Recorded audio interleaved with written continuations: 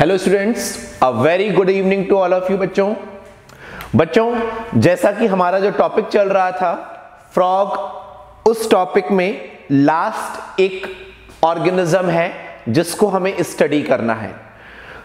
कई बार ऐसा बोला जाता है कि नीट के सिलेबस को लेकर फ्रॉग और अर्थवॉर्म सिलेबस में नहीं है, बट बच्चों 2 इयर्स बैक अगर हम नीट के पेपर को देखें तो वहां पर फ्रॉग टॉपिक से, सिर्फ और सिर्फ फ्रॉग टॉपिक से हमें 3 क्वेश्चंस देखने को मिले थे। 3 क्वेश्चंस मींस 12 मार्क्स। एंड अगर आप 12 मार्क्स की ये क्वेश्चन छोड़ देते हो जो कि आप इजीली अटेम्प्ट कर सकते हो, तो बच्चों आपकी रैंक आप खुद इमेजिन करो कितना पीछे चली जाएगी। तो बच्चों जो भी एनसीईआरटी में है वो हमें कंप्लीटली कवर करना है नीट पॉइंट ऑफ व्यू से। Okay, after completing earthworm, cockroach, अब हम स्टार्ट करते हैं फ्रॉग को। एज वी नो, सबसे पहले हम जनरल डिस्कशन करते हैं बच्चों आप सबको पता है frog belongs to class amphibia of phylum chordata and group vertebrata. I am again repeating, frog phylum chordata के एक ग्रुप वर्टिब्रेटा की क्लास एम्फीबिया से बिलोंग करता है। एम्फीबिया में वो ऑर्गेनिजम्स आते हैं जो एक्वेटिक मीडिया में भी रहते हैं और लैंड एरिया पर भी सरवाइव करते हैं। जैसा कि हम बात करें फ्रॉग की, बच्चों frog as comes under the amphibia, and amphibia के जो मेंबर्स होते हैं they are basically cold-blooded animals. They are poikilotherms animals. They are poikilotherms animals.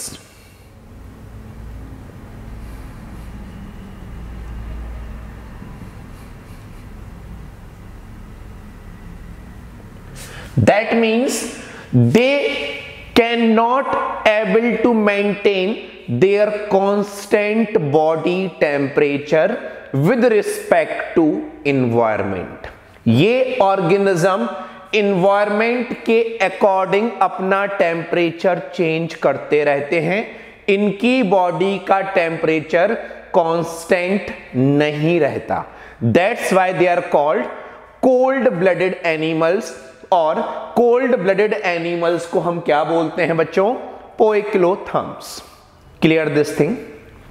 जब हम बात करते हैं स्पेशली फ्रॉग की, बच्चों फ्रॉग अपने प्रेडेटर से, जो फ्रॉग के ऊपर अटैक करते हैं इंसेक्ट या ऑर्गेनिजम्स या जो भी, फ्रॉग अपने प्रेडेटर से अपने आप को बचाने के लिए जिस भी सराउंडिंग में फ्रॉग रहता है वो उसी सराउंडिंग के अकॉर्डिंग अपने कलर को भी चेंज कर सकता है।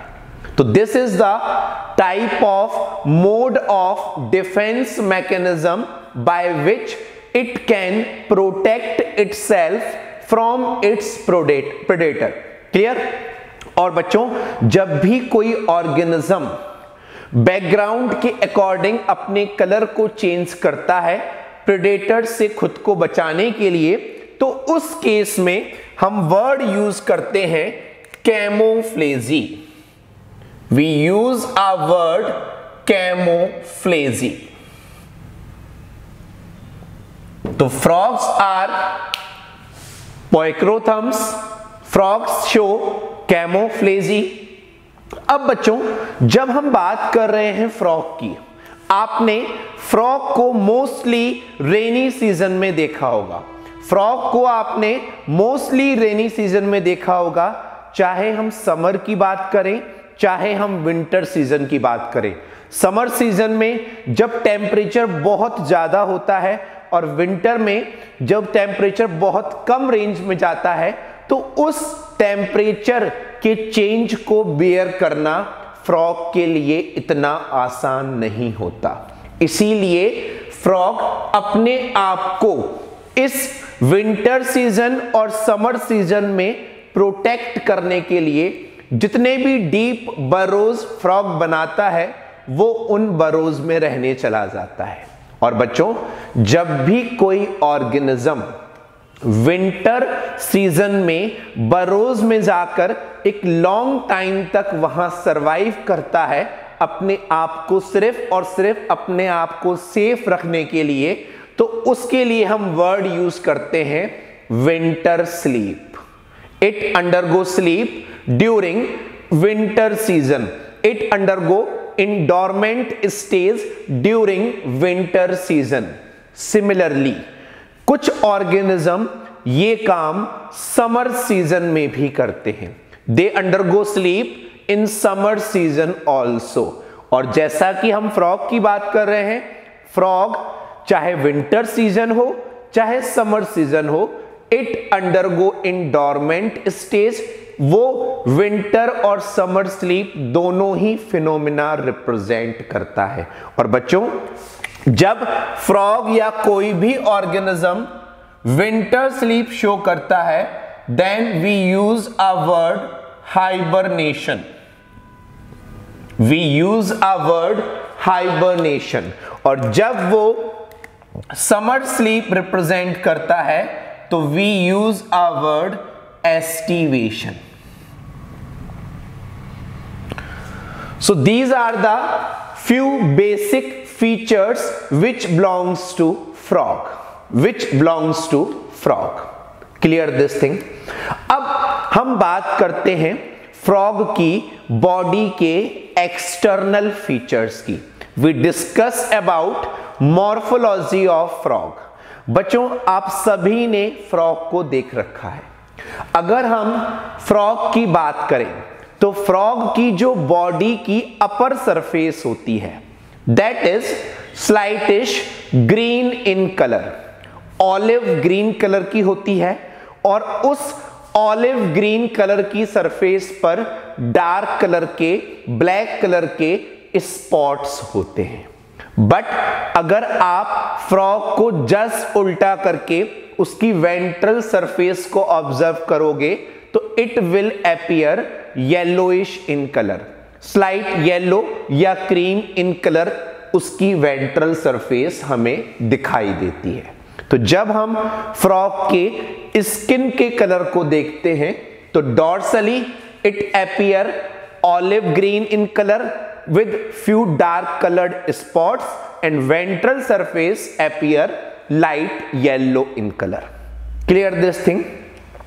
जब हम बात करते हैं बच्चों फ्रॉग की बॉडी की, फ्रॉग की बॉडी दो पार्ट्स में डिवाइड होती है, head region and trunk region. Neck और टेल रीजन फ्रॉग में नहीं पाया जाता। कुछ एम्फीबिया में टेल रीजन होता है, बट जब हम फ्रॉग की बात करते हैं तो फ्रॉग में हेड और ट्रंक होता है, नेक रीजन और टेल रीजन नहीं होती। बच्चों, जिस फ्रॉग की मैं बात कर रहा हूं, हमारे इंडियन रीजन में जो फ्रॉग सबसे ज्यादा वैरायटी जिस फ्रॉग की पाई जाती है उसको हम जूलॉजिकली जानते हैं इस स्पेशल नाम से, जो सारे बच्चों को पता रहता है, that is called Rana tigrina, that is called Rana tigrina. बच्चों, Rana tigrina is a zoological name of frog.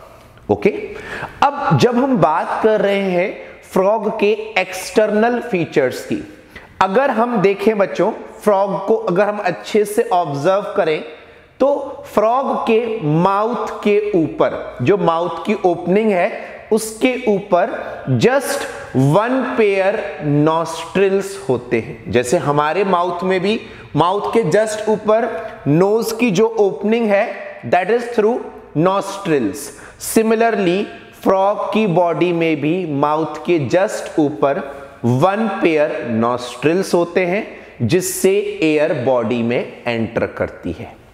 Second point, अगर हम फ्रॉग की आईज को देखें तो ऐसा लगता है जैसे फ्रॉग की आईज आउटसाइड की तरफ बल्जेस आउट हो रही हैं। They are just coming outside, they are protruded towards outside. और बच्चों, फ्रॉग जब पानी में एंटर करता है, when frog enter into the water, frog की आईज को प्रोटेक्शन प्रोवाइड करने के लिए वहां पर एक मेम्ब्रेन होती है, उस मेम्ब्रेन को हम बोलते हैं निक्टिएटिंग मेम्ब्रेन। ये मेम्ब्रेन फिशेस में, एम्फीबियंस में, इन सारे ऑर्गेनिजम्स में वेल डेवलप्ड होती है, और मैमल्स में आते आते ये मेम्ब्रेन वेस्टिजियल हो जाती है। That membrane is called nictitating membrane. तो आइज को वाटर में प्रोटेक्शन प्रोवाइड करने का काम करती है nictitating membrane. Clear this thing? Okay, now अब हम आते हैं फ्रॉग के और कुछ एक्सटर्नल फीचर्स की। जब भी आप अगर गलती से फ्रॉग की स्किन को टच करोगे बच्चों, तो जो फ्रॉग की स्किन होती है दैट अपीयर स्लिपरी, बहुत ही स्मूथ होती है, क्योंकि फ्रॉग की जो स्किन होती है वो हमेशा मॉइस्ट कंडीशन में होती है। और बच्चों, फ्रॉग अर्थवॉर्म की तरह इस मॉइस्ट स्किन को रेस्पिरेशन में यूज करता है। जब भी फ्रॉग आइदर विंटर स्लीप में होता है और समर स्लीप में होता है, तब वो रेस्पिरेशन परफॉर्म करता है through its moist skin, through its moist skin. Clear this things? Now as हम बात कर रहे हैं फ्रॉग की, frog belongs to class amphibia. Amphibia belongs to a group that is called tetrapoda. It contain 4 limbs. 2 forelimbs होते हैं, 2 hind limbs होते हैं। तो total 4 pair of limbs you can say, sorry, 2 pair of limbs are present, 2 forelimbs hands and 2 hind limbs that is leg. But अगर हम frog के 4 limbs and hind limbs को observe करें बच्चों, तो 4 limbs of frog contain different number of digits and hind limb of frog contain different number of digits.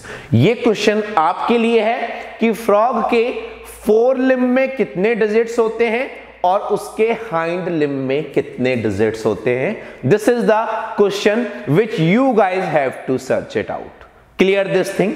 Now जो frog के hind limbs होते हैं बच्चों, उनके डिजिट्स में वेब लाइक स्ट्रक्चर्स प्रेजेंट होते हैं, नेट लाइक स्ट्रक्चर्स प्रेजेंट होते हैं। That means frog contain webbed feet which help in swimming.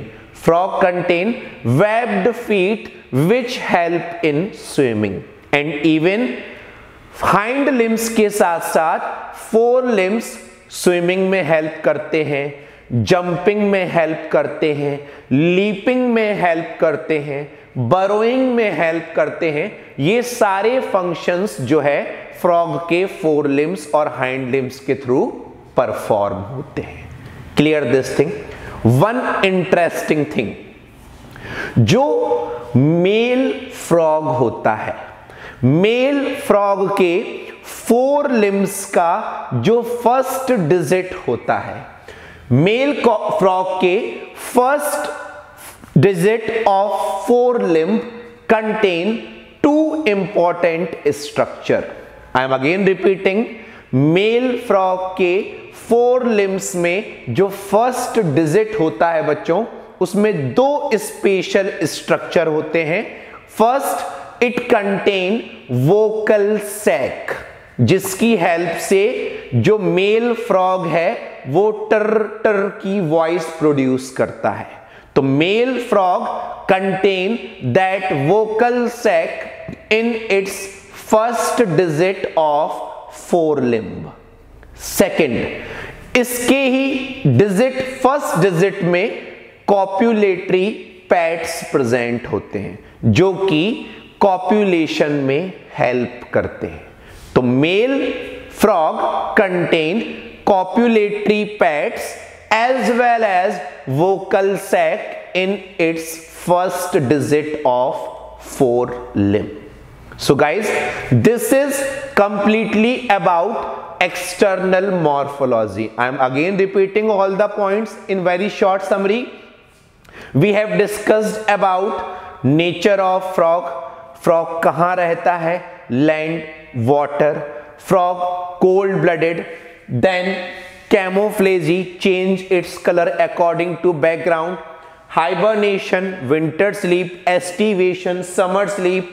Zoological name of common frog present in India.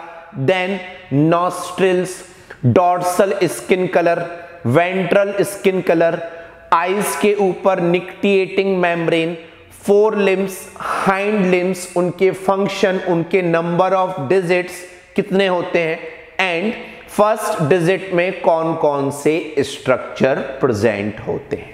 So this is completely about morphology of frog. Okay,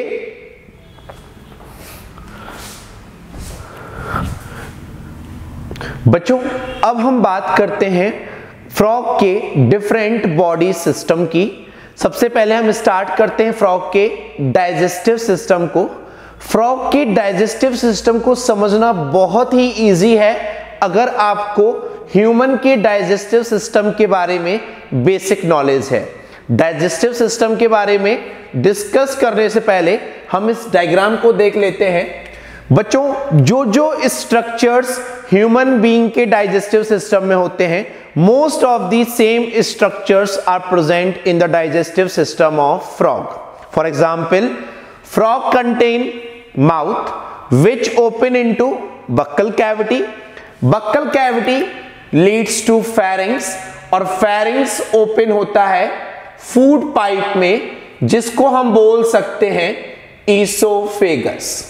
क्या बोल सकते हैं बच्चों? Esophagus. Esophagus further open into a muscular sac-like structure which is called stomach. Which is called stomach. जैसा कि हमने 10th class level पर study किया है कि in comparison to herbivores, carnivores की जो इंटेस्टाइन होती है उसकी लेंथ कम होती है. जब हम बात करते हैं फ्रॉग की, फ्रॉग इज अ कार्निवोर. इसीलिए बच्चों फ्रॉग की जो एलिमेंट्री कैनाल या इंटेस्टाइन की लेंथ होती है that is smaller than herbivores. This represent intestine of frog. Intestine open outside through an opening. That opening is called cloaca. This is the very important point regarding frog. बच्चों, this cloaca on one side it is representing opening of digestive system. Intestine open into rectum and rectum open outside through cloacal aperture, that is called cloaca. So cloaca contain a one opening of digestive system. Then cloaca also contain, these are the ureters, these are the kidneys. Cloaca also contain opening of urinary tract. Cloaca also contain the opening of urinary tract. This one is a urinary bladder.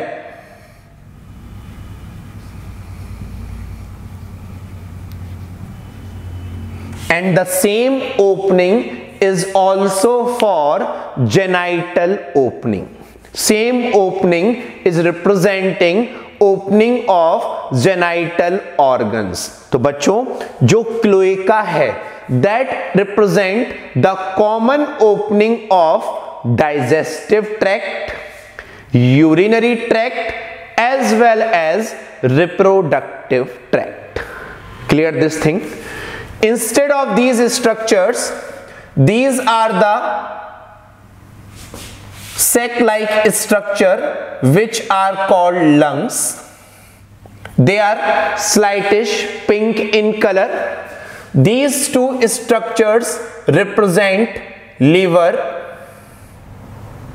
Then this balloon shaped structure represent gallbladder.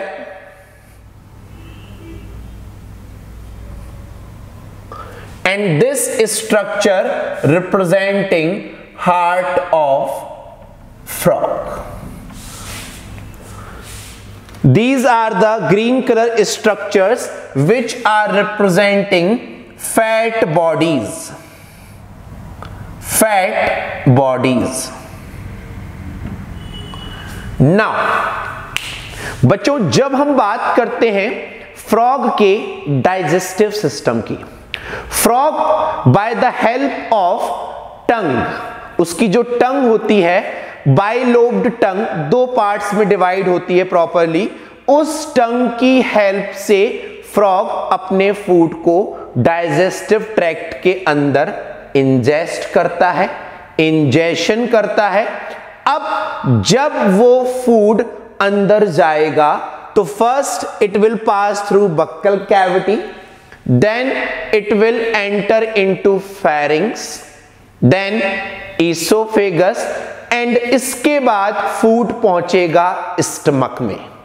Human के साथ भी ऐसा ही होता है, food enter through buccal cavity, pharynx, oesophagus and then enter into stomach. मैं यहां पर ह्यूमन बीइंग से आपको कंपेयर इसलिए करा रहा हूं फ्रॉग को बच्चों, सो दैट आप उसको इजीली लर्न कर सको। क्लियर? नाउ स्टमक में as such gastric juice present होगा, it will contain HCl, it will contain protein digestive enzymes जो उस फूड को डाइजेस्ट करेंगे। Clear this thing? स्टमक से वो फूड, वो काइम कहां जाएगा? इंटेस्टाइन में। कहां जाएगा? इंटेस्टाइन में। इंटेस्टाइन में ह्यूमन की तरह ही लिवर से बाइल जूस आएगा, पेनक्रियाज से पेनक्रियाटिक जूस आएगा और इंटेस्टाइन का खुद का इंटेस्टाइनल जूस प्रेजेंट होगा। ये सारे जूस इंटेस्टाइन में उस काइम का, उस फूड का प्रॉपर कंप्लीट डाइजेशन करेंगे। फिर इंटेस्टाइन से वो डाइजेस्टेड फूड विलाय एंड माइक्रोविलाय की हेल्प से बॉडी में एब्जॉर्ब होगा। ब्लड वेसल्स, लिम्फेटिक वेसल्स उस एब्जॉर्ब्ड फूड को through out the body supply करेंगे। और बच्चों सिमिलरली जैसे ह्यूमन में लिवर से बाइल जूस निकलता है, गॉल ब्लैडर में स्टोर होता है, then it enter into intestine, pancreas से पेनक्रियाटिक जूस निकलकर इंटेस्टाइन में आता है। सेम थिंग्स फ्रॉग के केस में भी होती हैं। इंटेस्टाइन से फूड एब्जॉर्ब होकर ब्लड वेसल्स, लिम्फेटिक वेसल्स, इन सब के थ्रू बॉडी में डिस्ट्रीब्यूट हो जाएगा। जो अनडाइजेस्टेड फूड होगा, जो अनएब्जॉर्ब्ड फूड होगा, that will collect in rectum और then it will come outside the body through cloaca. So this is simply digestive system of frog. Okay, अब बच्चों जैसे हम बात करते हैं डाइजेस्टिव सिस्टम के बाद नेक्स्ट सिस्टम की, that is our respiratory system of frog. Simple सा कंसेप्ट है, अगर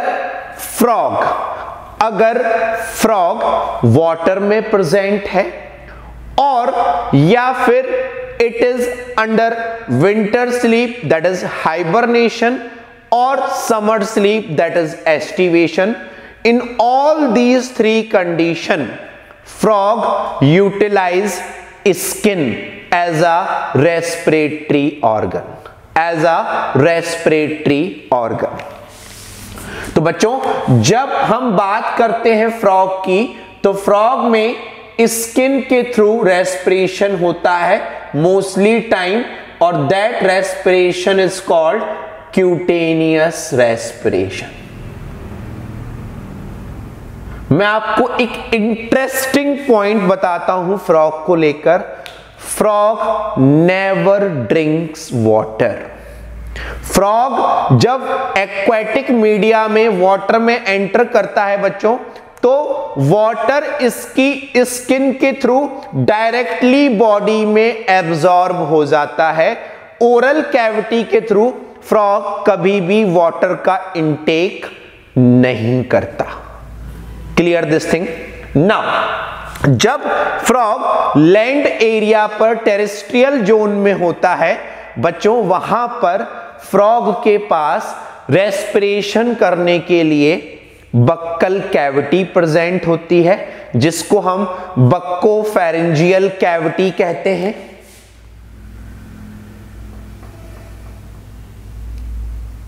बक्कोफेरेंजियल कैविटी। और इसके भी अलावा frog contain sac like structures, as diagram में हम देख पा रहे हैं, जिनको हम बोलते हैं लंग्स।